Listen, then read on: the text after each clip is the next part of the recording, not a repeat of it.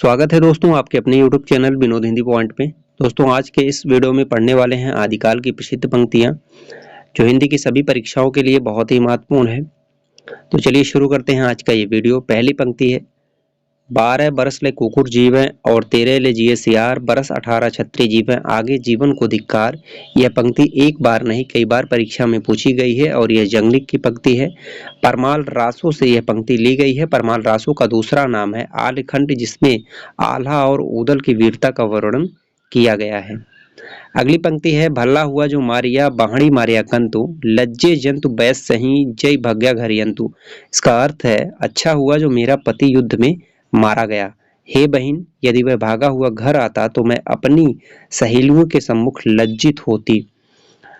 यहाँ देखिए ये जो पंक्ति है ये हेमचंद की है और इसमें जो है नायिका अपनी सहेली से कह रही है अच्छा हुआ जो मेरा पति युद्ध में मारा गया, अगर वह कायर की तरह भाग कर मेरे पास आता तो मैं अपनी सहेलियों के सम्मुख लज्जित हो जाती। अगला पंक्ति है बालचंद विद्यामहि भाषा, दुन नहीं लग गए दुज्जन हासा।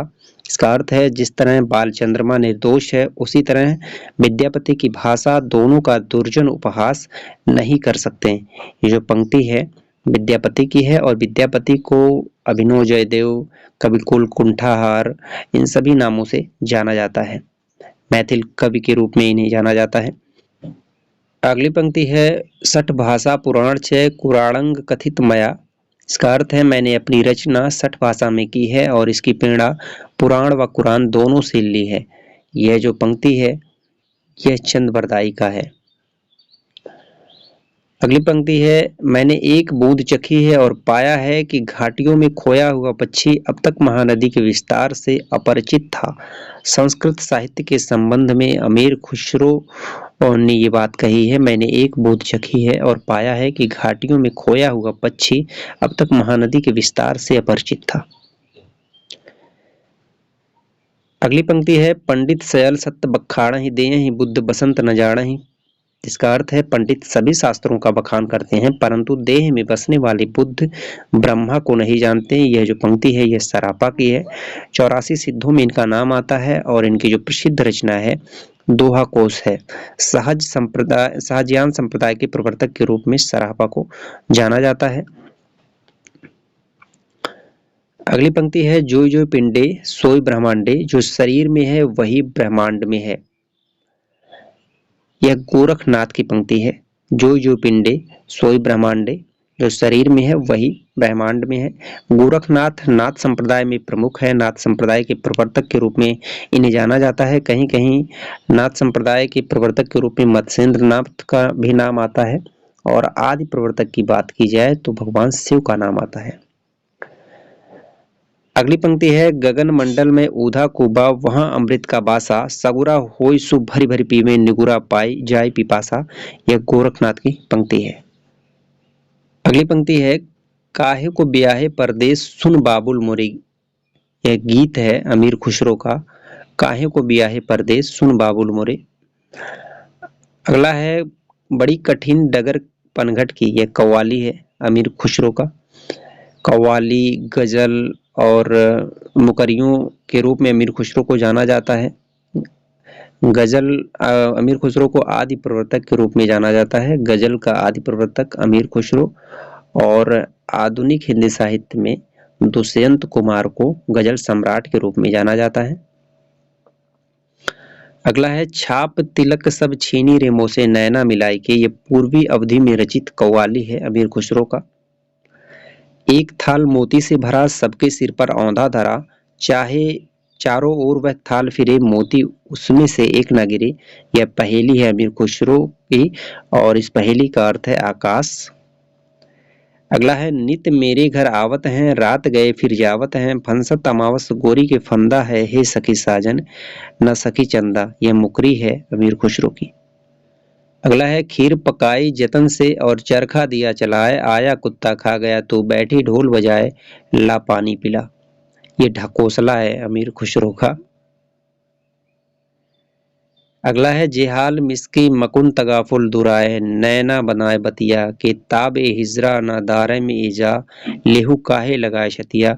प्रिय मेरे हाल से बेखबर मत रहो। इसका अर्थ है प्रिय मेरे हाल से बेखबर मत रहो, नजरों से दूर रहकर यूं बातें न बनाओ कि मैं जुदाई को सहने की ताकत नहीं रखता, मुझे अपने सीने से लगा क्यों नहीं लेते। फारसी हिंदी मिश्रित ये गजल है अमीर खुसरो का। अगला है गोरी सुबह सेज पर मुख पर डारे केस, चल खुसरो घर आपने रैन भई चौदेस। अपने गुरु निजामुद्दीन औलिया की मृत्यु पर ये जो पंक्ति है अमीर खुसरो ने लिखी है। गोरू सिवे सेज पर मुख पर डारे केस, चल खुसरो घर आपने रैन भई चौदेस। परीक्षा में ये पूछा गया है। इनके गुरु निजामुद्दीन औलिया थे और इनकी मृत्यु पर यह बात इन्होंने कही है। नोट सूफी मत में आराध्य भगवान गुरु को स्त्री तथा आराधक भक्त शिष्य को पुरुष के तीर पर देखने की रचायत है। सूफी मत में आराध्य किसे माना गया है? भगवान गुरु को, और आराधक जो है भक्त शिष्य को। खुसरो दरिया प्रेम का उल्टी बाकी धार, जो उबरा सो डूब गया जो डूबा सो पार। अमीर खुसरो। खुसरो पाती प्रेम की विरला बाची कोय, वेद कुरानन पोथी पढ़े बिना प्रेम का होय। अमीर खुसरो। खुसरो रैन सुहाग की जागी पी के संग, तन मेरो मन पीब को दो भय एक रंग। अमीर खुसरो। तुर्क हिंदुस्तानियम मन हिंदवी गोयम। इसका जवाब है अर्थात मैं हिंदुस्तानी तुर्क हूँ, हिंदवी में जवाब देता हूँ। अमीर खुसरो। मैं हिंदुस्तान की तूती हूँ, तूतिए हिंदुस्तान हूँ। अगर तुम वास्तव में मुझसे जानना चाहते हो तो हिंदवी में पूछो, मैं तुम्हें अनुपम बातें बता सकूंगा। अमीर खुसरो। ये कई बार परीक्षा में पूछा गया है। हिंदुस्तान की तूती के रूप में किसे जाना जाता है? तो अमीर खुसरो को। न लफ्ज़े हिंद विस्त अज फारसी कम, अर्थात हिंदी बोलना फारसी से कम नहीं है। यह भी अमीर खुसरो का है। आद बदन सस बिहंस दिखावले आद फिजल निज बाहूं, कछु एक भाग बलाक झापल किछुक गरासल राहूं। जिसका अर्थ है नायिका ने अपना चेहरा हाथ से छिपा रखा है। कभी कहता है कि उसका चंद्रमुख आधा छिपा है और आधा दिख रहा है। ऐसा लगता है मानो चंद्रमा के एक भाग को बादल ने ढक रखा है और आधा दिख रहा है। पदावली के संदर्भ में विद्यापति ने यह बात कही है। मैथिल कोकिल के रूप में विद्यापति को जाना जाता है। आध्यात्मिक रंग के चश्मे आजकल बहुत सस्ते हो गए हैं, उन्हें चढ़ाकर जैसे कुछ लोगों को गीत गोविंद जयदेव के पदों में आध्यात्मिकता दिखती है, वैसे ही पदावली विद्यापति के पदों में। यह कथन है आचार्य रामचंद्र शुक्ल का। गीत गोविंद के रचनाकार हैं जयदेव और पदावली के रचनाकार हैं विद्यापति। पदावली के संदर्भ में जो है रामचंद्र शुक्ल ने ये बात कही है। प्राइब मुड़ी है विभंतड़ी ते मरी अड़ा गणंती, अक्षय निरामय परम पई अज्महि लऊ न लहंती। जिसका अर्थ है प्रायः मुनियों को भी भ्रांति हो जाती है, वे मन का गिनते हैं। अक्षय निरामय परम पद में आज भी लौ नहीं लगा पाते। हेमचंद की ये पंक्ति है, उनकी रचना प्राकृत व्याकरण से यह पंक्ति ली गई है।